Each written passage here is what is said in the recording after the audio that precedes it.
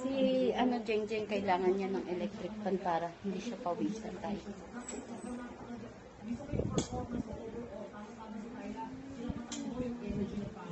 Ayan. Okay na yan.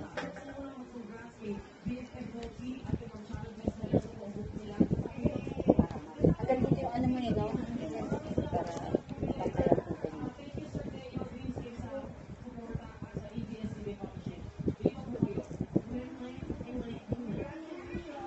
Para siya na lang mag-ano ng kilay mo. Tsaka ng ano.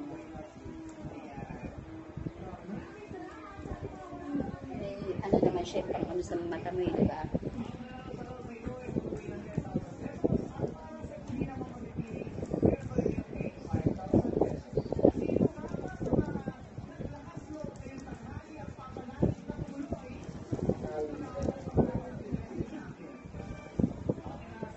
Maganda naman ang kilay mo. Kapal. Oo, ayos na. Para hindi mo na kailangan mag-eyebrow eh. Stop mo muna.